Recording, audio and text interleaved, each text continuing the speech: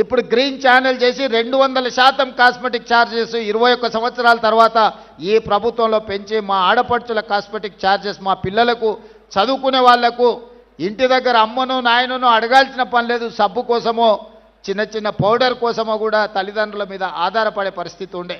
అందుకే 200% cosmetic charges పెంచి ఈరోజు ఆడపిల్లల యొక్క ఆత్మగౌరవాన్ని నిలబెట్టడానికి మన ప్రభుత్వం ప్రయత్నం చేస్తున్నది. ఇదే కాదు, చదువుకున్న పిల్లలు 2011లో గ్రూప్ 1 పరీక్షలు నిర్వహిస్తే 2024 వరకు 15 సంవత్సరాలు మళ్ళీ పరీక్షలు పెట్టలే. మనం వచ్చిన తర్వాతనే గ్రూప్ 1 నోటిఫికేషన్ ఇచ్చి ఇప్పుడే మా రాములు నాయక్ చెప్తున్న మా మేనకోడలు డిఎస్పీ అయిందని. ఈరోజు 563 మంది గ్రూప్ 1 ఉద్యోగస్తులను పరీక్షలు నిర్వహించి ఫలితాలు ఇస్తే ఈ పేదలకు ఉద్యోగాలు వస్తే ప్రశ్నించే గొంతు వస్తుందని దాని మీద అక్రమ కేసులు వేసి హైకోర్టులో అడ్డమైన ఆర్డర్లు తెస్తే బలమైన వాదనలు వినిపించి డివిజన్ కోర్టులో డివిజన్ బెంచ్లో ఈరోజు పేదలకు అనుకూలమైన తీర్పు వచ్చింది. 563 మంది గ్రూప్ 1 ఆఫీసర్లు ఇవాళ ఆర్డీఓలు డిఎస్పీలుగా అత్యంత కీలకమైన ఉద్యోగాలు. నేను మొత్తం లిస్టు చూసిన ఎస్సీ ఎస్టీ బీసీలకు మైనారిటీలకు ఎన్ని వచ్చినాయంటే 87% ఎస్సీ ఎస్టీ బీసీ మైనారిటీలు ఈ 563 మందిలో సెలెక్ట్ అయినరు. 87% ఈరోజు ఆ రిక్రూట్మెంట్స్తోని పేదలకు లాభం వచ్చింది.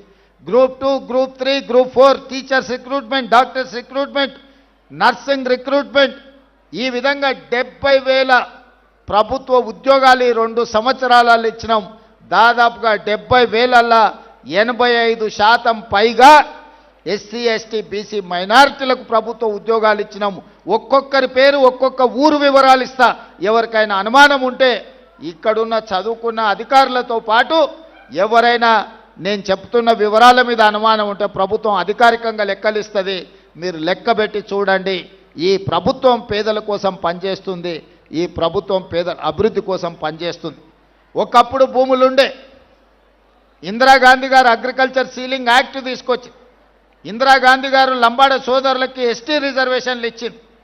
ఇందిరాగాంధీ తెచ్చిన అగ్రికల్చర్ సీలింగ్ యాక్ట్ ప్రకారం జాగీర్దారుల దగ్గర, జమీందారుల దగ్గర, భూస్వాముల దగ్గర ఉన్న లక్షలాది ఎకరాల భూములను తీసుకొని 25 లక్షల ఎకరాలను అసైన్మెంట్ పట్టాల రూపంలో ఎస్సీ ఎస్టీలకు భూ పంపకాలు జరిగినాయి. ఈనాడిగా పంచడానికి భూమి మిగలలే. మా యువకులు, మా ఆడపిల్లలు జాగ్రత్తగా వినాలి. ఆ పైన ఉన్న వాళ్ళు కూడా, మీ తల్లిదండ్రులు మీ తాతలు వ్యవసాయాన్ని నమ్ముకున్నారు. మీ తల్లిదండ్రులు మీ తాతలు తండాలలో గూడాలలో పేదరికాన్ని అనుభవించారు. మీ తల్లిదండ్రులకు ఇందిరాగాంధీ గారు తీసుకొచ్చిన చట్టం ద్వారా ఇందిరమ్మ ఇండ్లు పక్కా ఇండ్లు అన్నప్పుడు మీ గూడాలలో తండాలలో పక్కా ఇండ్లు వచ్చినాయి. మీకు భూమి లేదన్నప్పుడు, ఆత్మగౌరవం లేదనుకున్నప్పుడు అసైన్మెంట్ పట్టాల రూపంలో మీకు భూములు ఇచ్చి మీ ఆత్మగౌరవాన్ని ఇందిరాగాంధీ గారిని నిలబెట్టినరు.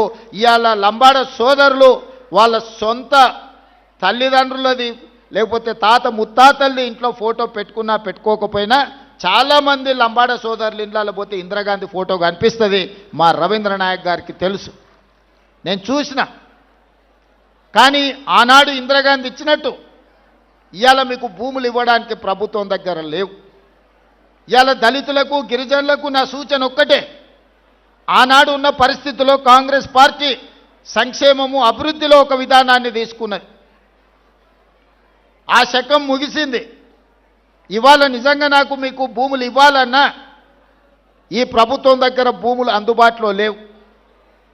ఇక మీరు భూముల గురించి ప్రభుత్వం ఇచ్చే ఏదో సంక్షేమం గురించి ఆలోచన చేయకండి.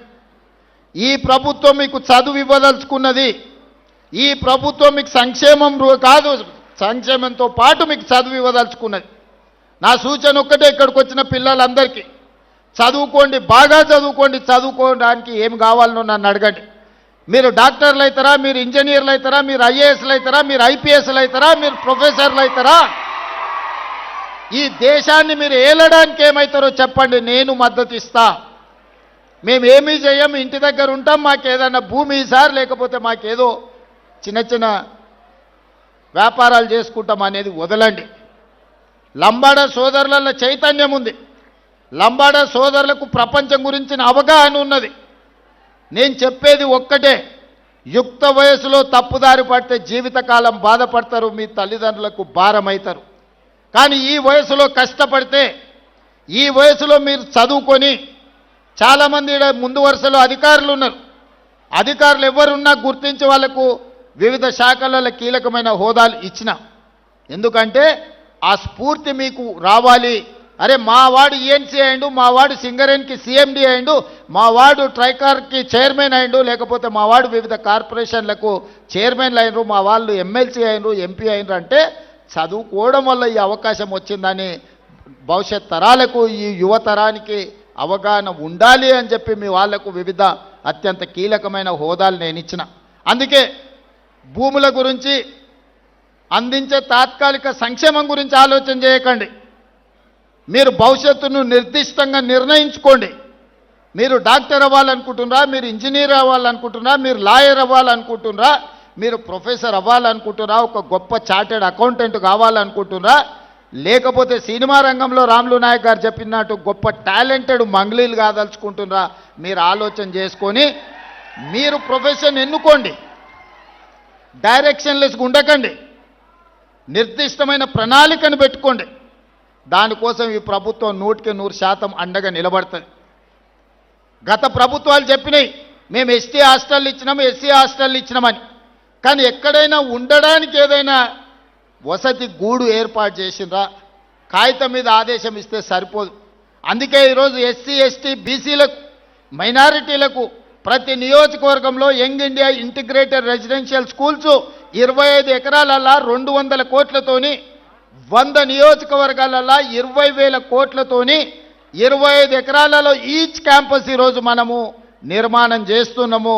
ప్రతి స్కూల్లో 2,500 మంది పిల్లలు చదువుకుంటారు. అట్లా 100 బాలురకు 100 బాలికలకు 200 young India integrated residential schools కట్టదలుచుకున్నాము. నాణ్యమైన విద్యను మీకు అందించదలుచుకున్నాం. చదివే మీ భవిష్యత్తును మారుస్తుంది. చదివే మీకు సమాజంలో గౌరవాన్ని తెచ్చిపెడుతుంది. నిన్నగాక మొన్న నా ప్రభుత్వం చేసిన సిపెక్ survey, social economic education employment political and caste survey చేసినప్పుడు ఆశ్చర్యకరమైన ఫలితాలు వచ్చినాయి. సర్వేలో పేదరికం కనిపించిన వాళ్ళకు భూమి లేక పేదరికం రాలే, చదువు లేక పేదలుగా మిగిలిపోయారు.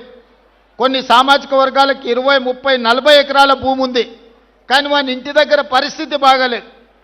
ఆన్నే గొర్రెలు, ఆన్నే బర్రెలు, వాటి మధ్యలోనే వాళ్ళు కూడా ఉంటున్నారు. వాళ్ళకి ఎందుకు అనంటే అక్షరం అనేది తెలియకపోవడం వల్ల, ఆ కుటుంబాలు చదువుకోకపోవడం వల్ల వెనుకబాటుతనం అనేది, పేదరికం వేరు, వెనుకబాటుతనం వేరు. అసలైన తొలి వెలుగు. ఫాలో వాట్సాప్ @తొలి వెలుగు అఫీషియల్.